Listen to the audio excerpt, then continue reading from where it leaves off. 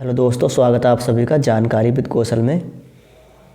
Class 10th और द्विघात समीकरण से लिया गया ये प्रश्न बहुत ज़्यादा इम्पोर्टेंट, ऐसा प्रश्न अक्सर बोर्ड एग्जाम में पूछा जाता है। तो चलिए हम वीडियो को शुरू करते हैं। प्रश्न में कहा गया है कि ऐसी दो संख्याएं ज्ञात कीजिए जिनका योग 27 और गुणनफल 182 हो। तो मान लेंगे हम संख्याएं। तो हमने मान लिया कि माना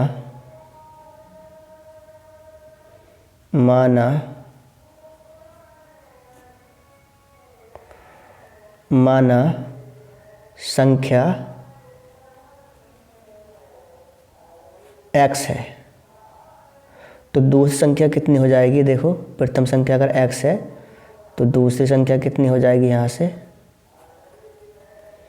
दूसरी संख्या बराबर।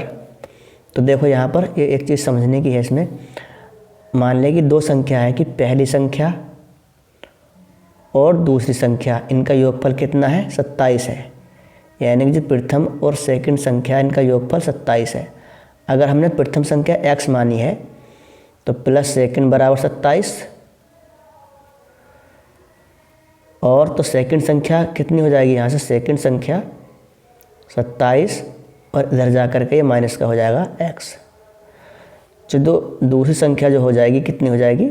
27 माइनस x। अब उनका गुणनफल कितना कह रहा है? वो 182 है।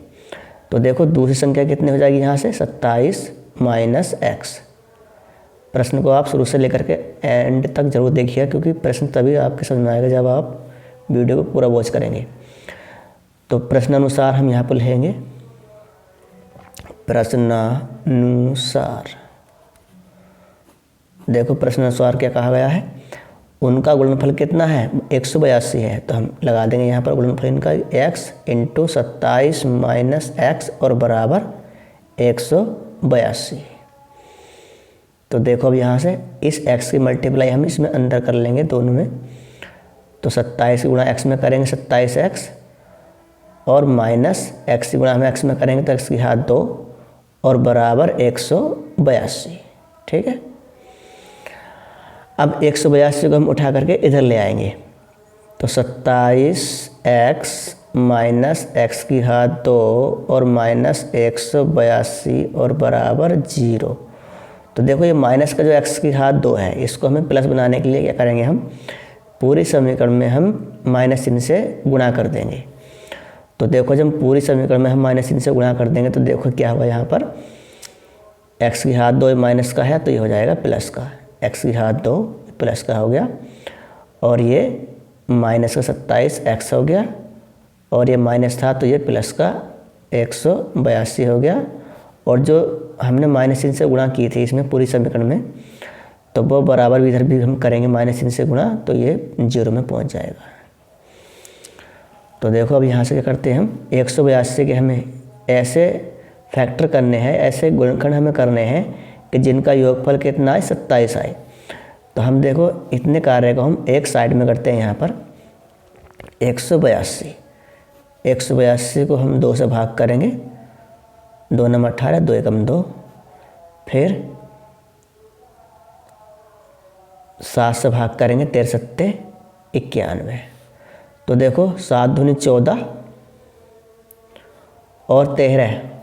अगर हम 14 और 13 को हम जोड़ते हैं तो कितना आ जाएगा? हमें 27 मिल जाएगा, और इनके हम गुणा करेंगे तो 182 में ये प्राप्त हो जाएगा।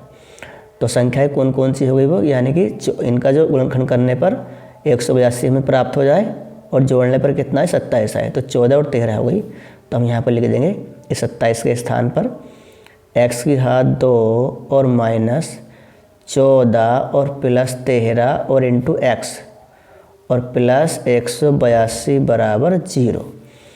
इस माइनस x की गुणा हम दोनों में इसमें अंदर कर देंगे। तो यहाँ पर x की घात 2 माइनस के कितना हो गए? 14x और माइनस का 13x और प्लस 182 और बराबर 0।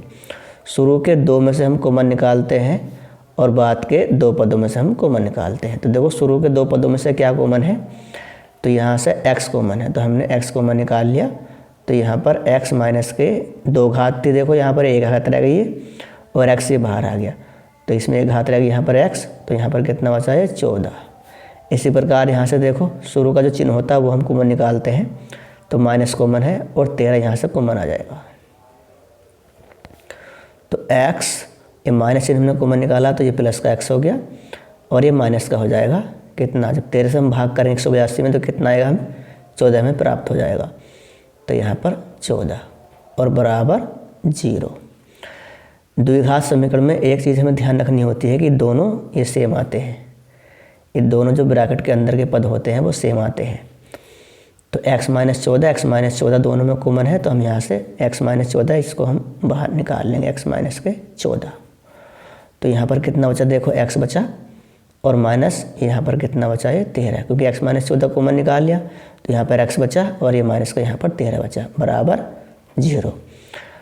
यदि x माइनस के 14 बराबर 0 है तो x का मान कितना आएगा 14। यदि x माइनस का 14 और बराबर 0 है तो यहाँ से x का मान कितना प्राप्त हो जाएगा हमें, x बराबर 14। और यदि देखो यदि x माइनस का 13 बराबर 0 है तो यहाँ से x का मान कितना प्राप्त हो जाएगा हमें 13। तो देखो हमें दो मान हमें प्राप्त हो गए हैं, एक तो 14 और दूसरा 13, तो कोई सा भी मान हम रख सकते हैं यहाँ पर। तो x बराबर अगर हम 14 लेते हैं तो देखो पहली संख्या अगर हमने 14 ली तो दूसरी हमारी कितनी हो जाएगी 27 माइनस 14, तो दूसरी हो जाएगी 13। यानी कि अगर जो x हमारी पहली संख्या कितनी होगी हमारे पास, यहाँ पर लिख देंगे हम कि प्रथम संख्या बराबर कितनी होगी 14, तो दूसरी संख्या कितनी हो जाएगी, दूसरी संख्या बराबर 27 में से हम 14 को घटा देंगे, 27 माइनस 14, तो कितना आएगी दूसरी संख्या हमारे पास, ये आएगी 13। तो संख्याएं कौन कौन सी होगी, 13 और 14 हो गई। इसी प्रकार हम पहली संख्या में x लेते हैं तो दूसरी संख्या कितनी हो जाएगी, यहाँ से 14 हो जाएगी। तो फ्रेंड्स फाइनली क्या आंसर हो गया इसका, 13 और 14। तो संख्याएं कौन सी हो गई, यहाँ पर हम लिख देंगे कि संख्याएं बराबर हो गया आपकी 13 और 14। तो यही इस प्रश्न का आंसर है।